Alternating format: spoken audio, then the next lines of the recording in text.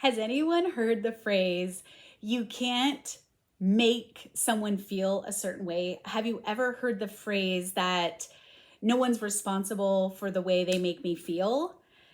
And yet we go to therapists and people say all the time, I need to share about how I feel. So I feel frustrated when you don't pick up your clothes off the floor, right? We're supposed to share how we feel, and that's a better way than accusing somebody.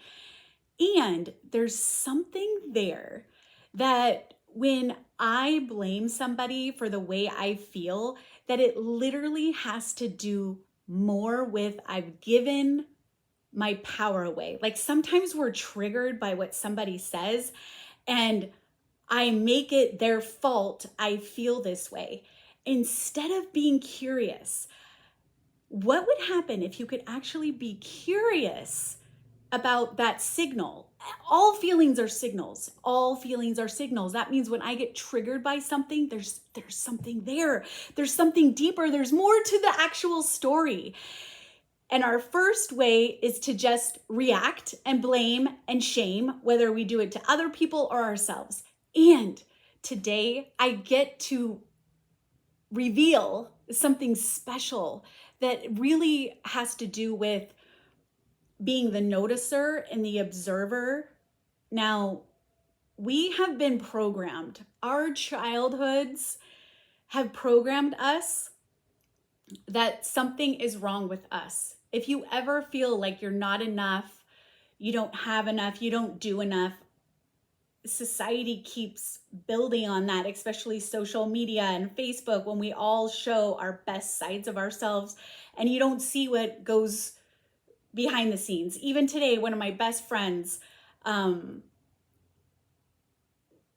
me to help her, and I felt irritated. I felt offended. I felt like she hurt my feelings. And I was able to just, in the moment, I'm like, that hurts my feelings.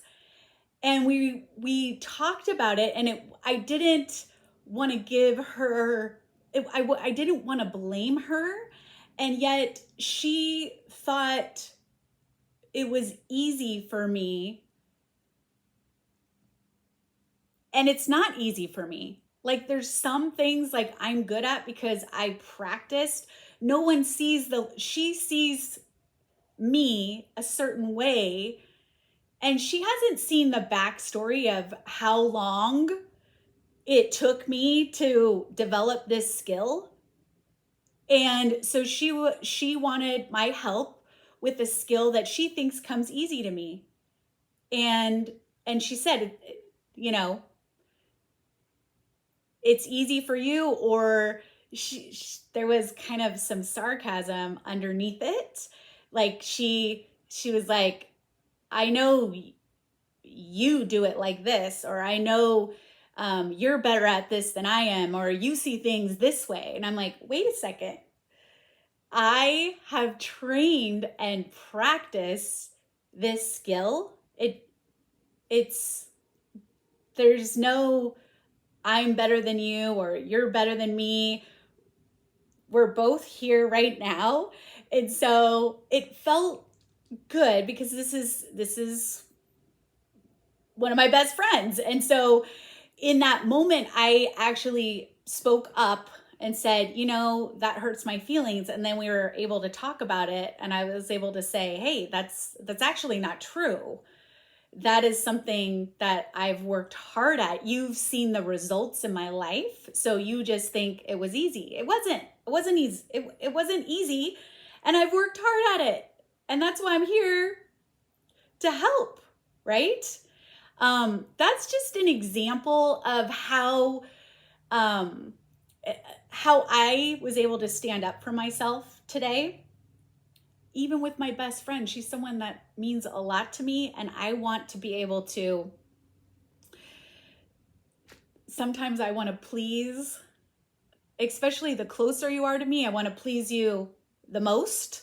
The top three are my husband, my son, and my best friend. Those are the three top people that I really need them to stay with me, right? And I have this like I'm afraid that I'm not going to be good enough. They're going to find out who I really am and they're not going to like me and they're going to walk out of my life and abandon me and reject me and I'm going to be alone and die alone.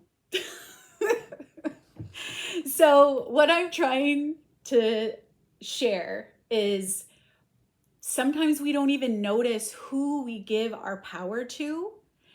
And today I want to give some tools about how to recognize these signals, these triggers, and get curious. So this is an ongoing journey. This is a lifetime journey of looking for feelings as signals and the information those feelings are providing us. So I got that little feeling of like, hey, when we were going back and forth this morning, I got that feeling of being judged, being criticized, feeling stupid. And I was able to just call it out as I saw it. Like I was just able to say, hey, that hurts my feelings. And then she was able to say, that wasn't my intention. And I said, even what you said isn't true. There's been other times I have not been able to speak up for myself and it could have been yesterday. So sometimes I win the battle of honoring myself and sometimes I get caught off guard, I get triggered, and for whatever reason, I end up valuing myself or giving my power away to somebody. When I get really upset about a way somebody has treated me, that means I have given them power. Because when I get upset, that means they've had some kind of effect on me. They've had a power over me, right? Has anyone said something to you where you just like mull it over and over and over and over in your mind and you're like, why did she say that to me? Or why did he say that to me? And it's like you can't let it go. And the words actually have power over you.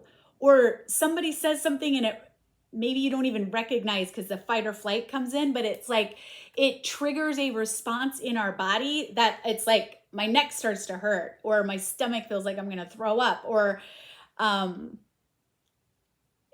I want to cry or I want to rage or I feel sad. Like I feel frustrated. I feel irritated. I want to retaliate. Like these are all signals that something just happened. So just noticing these triggers, noticing that something is not quite right, something is a little off is the first step, is just noticing.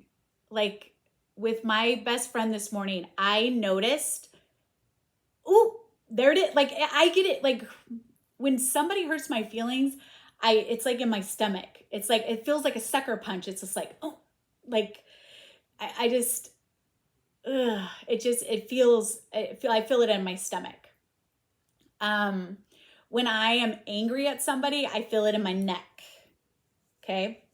When I'm anxious, I feel it in my chest. It's good to kind of check it. Like, did I just get a physical sensation? Because some emotions have a physical, like a somatic, a visceral response.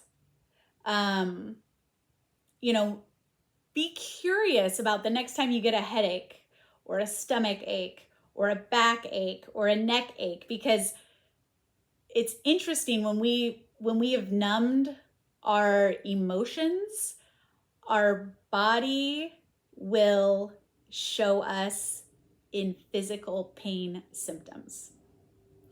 And there's just information there. It's just, again, physical pain for me has become, now it's a signal. And usually there's information there. It wants to tell me something.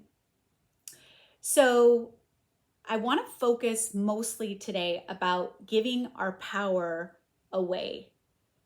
When I blame somebody, when I make someone else responsible, when I shame somebody, when I try to control or manipulate or mother or manage other people, I am giving away my power.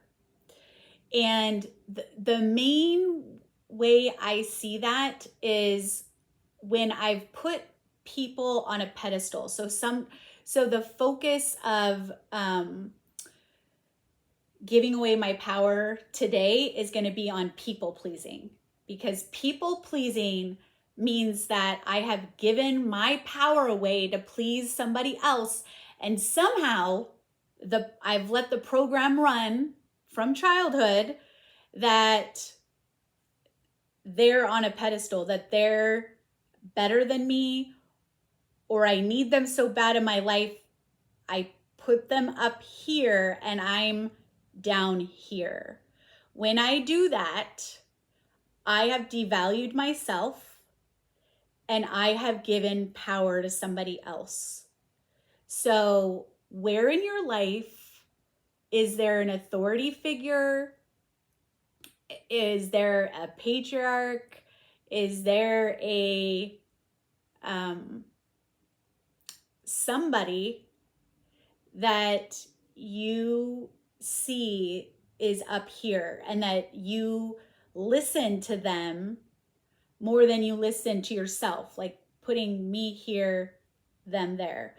Now, for me, I have made plenty of material things, people, places, and things a higher power in my life. And the pride that usually shows up for me is that I use comparison. So instead of just accepting something for what it is, I always have to be like, the way I judge is like, I'm either better than or less than. And somebody told me that's pride, when I compare and I have to make someone better or lesser than me, because I'm using me as the thing that can go up. I'm using the way I feel about myself, which again, we're all at different places with that. So I have seen how when my self-esteem and my confidence level is in a good place, I can accept other people a lot easier. But when I'm being critical of myself, that means I have to either criticize other people, or so I'm better than them by criticizing them, or I'm less than them by criticizing me. So the first step is just, when I get that signal, when I get that trigger, pause. The first step is being the observer. The second step is the pause. I need to pause. I have this cute little rock and it says pause on it. And this acronym, I can't even remember who told me. PAUSE stands for postpone action until serenity enters or exists. Postpone action until serenity exists. Wow. What a great reminder that I can be the observer, that I can be aware, and then once I notice there's a signal, there's an intense emotion, in that moment, pause, postpone action until serenity exists. So I don't want to make decisions based on intense feelings, or I don't want to make decisions based on somebody else's power when I've actually have my power and just tell me what to do.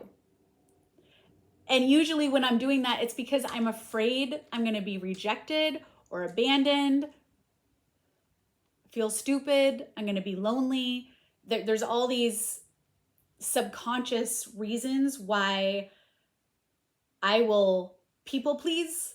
I will hand over my power and just let you tell me what to do, or the need for your approval is so great, I will compromise myself to please you at my own expense. That used to be my definition of codependency for a long time. And I'm looking for a new definition of codependency. So please share in the chat if you have a definition of codependency that you'd like me to know. I am always open to hearing how other people identify with different words. I think that we could use some more words that define and articulate what we really mean. And I just know I've had a lot of pain and baggage from people pleasing and doing for others at my own expense, because I've put them on a pedestal. I've given my power away, and I've decided I've instead of meeting myself and trusting and relying on myself, when I meet up with somebody, I devalue myself and I make them the authority, or I give away my power. I put them on a pedestal, and I devalue myself, and I devalue my worth. And this has been a constant transcript that's been up here in this mind that I have been working on. These little phrases, I am enough, I have enough, I do enough. I was taught those phrases, those mantras 15 years ago. And I finally told a mentor, I don't even like that mantra. I want that mantra. I want to feel that mantra, but it just, I don't even believe that mantra. I don't even want to say it, because I have been saying that for 15 years and it's not working. I still feel like there's something inherently wrong with me. I feel bad. And I had a friend ask, why? What did you do that was so bad? Why don't you feel like you're enough? I've had so many people say, you're enough, Melanie. It's not enough for someone to tell me. I'm the one that needs to know. I keep giving my power away. I keep needing approval and validation, and it's still not enough. Even if people tell me I'm enough, it's not enough. It's an inside job. I think we all can recognize, like, someone gives me a compliment. I mean, it might be nice, but if I don't believe it, it's like a wasted compliment. Like, I need to compliment myself. I need to tell myself, you're doing a good job, Mel. I need to tell that to myself. And so once I'm aware and I recognize, oh, there it is again. I'm feeling like I'm not enough, and that I have to earn love, and I have to earn doing enough, and I have to earn having enough. And I have to, for you ladies out there that like to shop, like the shopping, like spending money on things that I don't really need more of, but I just keep doing that. It's like I'm trying to like have enough. I need to like give me all this stuff. Somehow I think that is going to make me enough. And I need to know inside, hey, Mel, you're doing enough. And look at all that you have. So even doing some journaling has helped me. Like, what do I believe I am enough in? What do I believe I have enough of? What do I believe I do enough of? These are ways to kind of train your brain that there is evidence and proof that I am enough. I do enough. I have enough. That exercise has helped me a lot. So I'm giving you little exercises and homeworks that you can do to try on and see what actually works. affirmations, holding my heart. Once I notice that I'm triggered, that I'm angry, this little program will also roll, like, that you can't be angry, you can't feel that, you know, and then it beats me up for even having the feeling. So if I can go back to all feelings are signals, I don't have to have another feeling to make me feel bad about the feelings. Feelings are not good and bad, except our brain likes to categorize as like anger is bad, happiness is good. I want more happy. I don't want to feel angry, right? It's like our brain automatically categorizes good and bad. So what we're trying to do is run another program that feelings are not categorized into good or bad. They're signals. They have information. They're trying to tell us something, and they want something. So the two things feelings need is acknowledgement of the information it's providing, and then it needs something to help it move on and release. So like when we're sad, we cry. That is a thing that helps us move the emotion. If like when I think of laughing, there's this whole thing that there's actual laughing yoga, and it is fantastic. Please Google it. Sometimes our anger might need something physical. You know, it has information for us, and to be and in a way to release it, it needs physical. It needs to be released in a physical way, like punching the air, screaming in your car, right? Sometimes my emotions need laughing. You know, sometimes when I'm really down, I need something to cheer me up. When I'm really, I think depression needs laughter to help it move through. And the cool thing that I learned in this laughing yoga was, how can you fake laughing when you don't feel like laughing? Like when you're depressed, you don't feel like doing anything, right? I mean, depression vibrates at such a low frequency. So knowing what it is to move that depression through. So smiling. So they did these tests where they put like a pencil in somebody's mouth, and that gave it a smile. So smiling can help release depression and sadness. And then here's one for laughing. Like, how do you make yourself laugh when you don't feel like it? Ha, ha, ha, he, ha, ha, ha, he. We know the words to laugh. When you don't feel like laughing, it's hard to make yourself laugh. And you can learn the skill of how to release sadness and depression by fake laughing, by practicing the skill of laughing. They say kids laugh all the time. They laugh all day long. No wonder we are a depressed and anxious group as adults.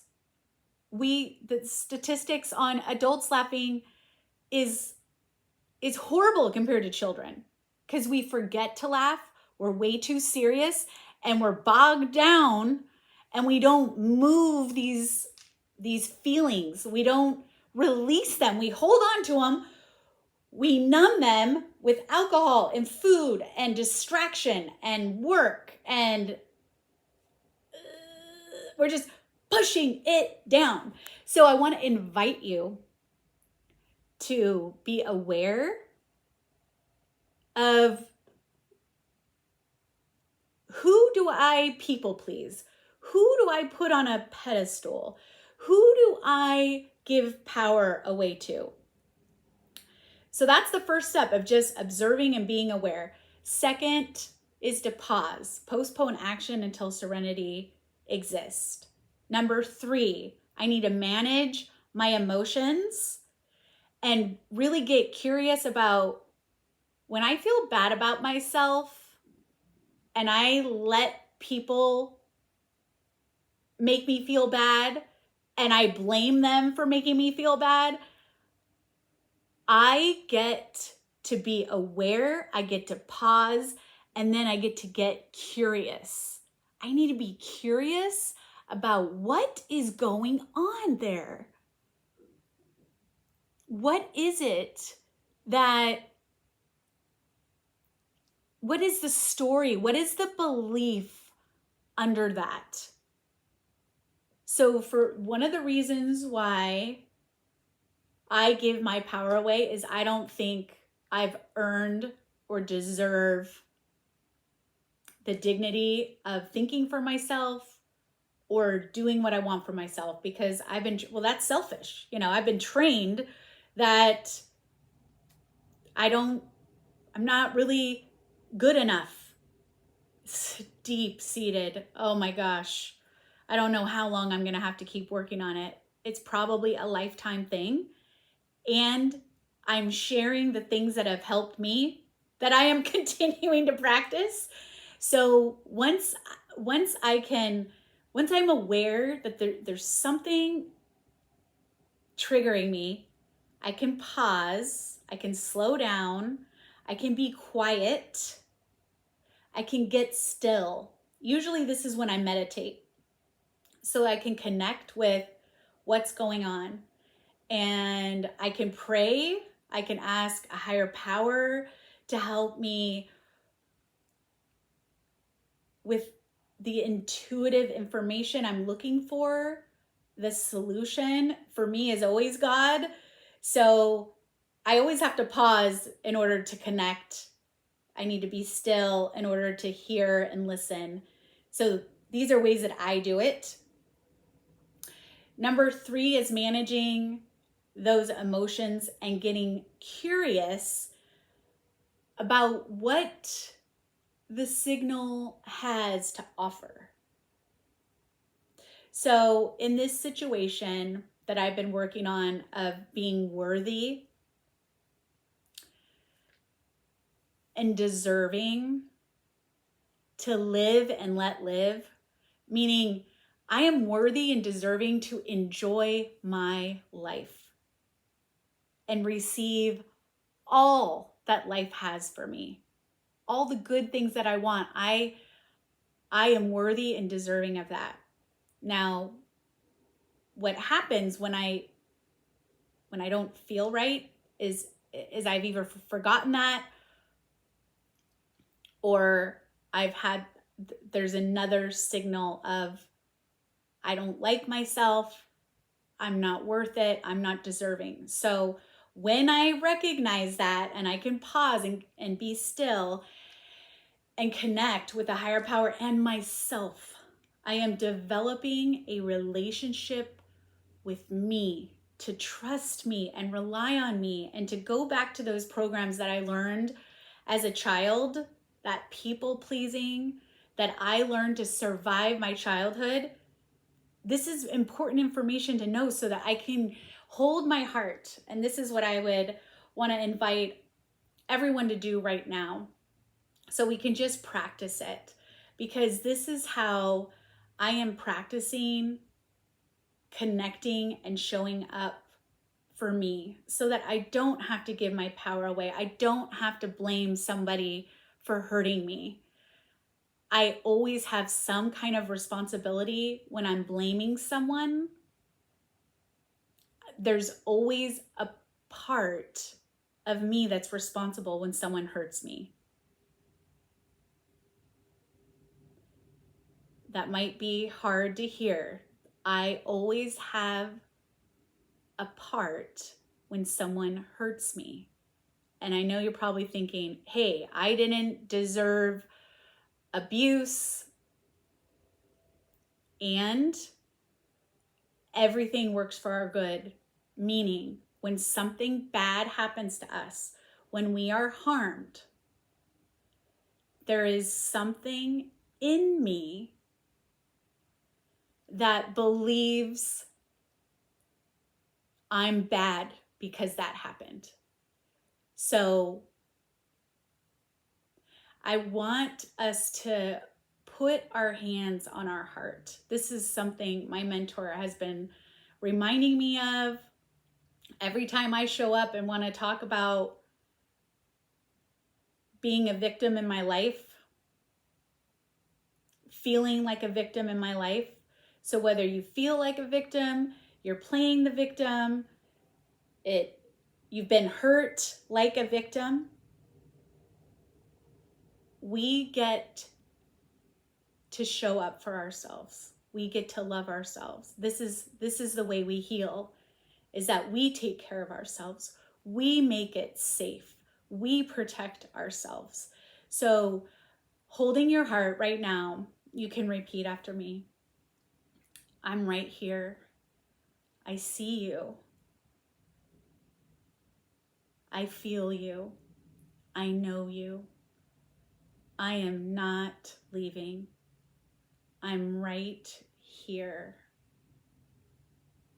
I love you. I forgive you. You are doing so good. There's nothing wrong with you. You are not wrong. You are not bad. You are good. You are loved.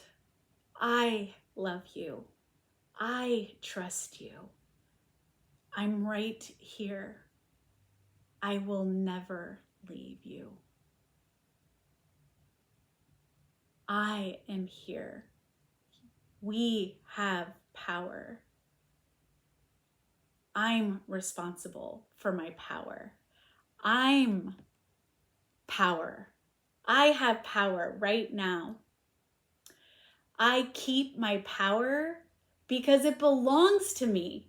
I choose to keep my worth and my power and myself. I show up for you. I'm right here. I'm not leaving. I'm not going anywhere. I see you. I'm right here. I have the power. I'm keeping my power. I choose to keep my power because it belongs to me. I am enough. I have enough. I do enough. Right here, right now. I am worthy. I am deserving. I keep my power because it is mine.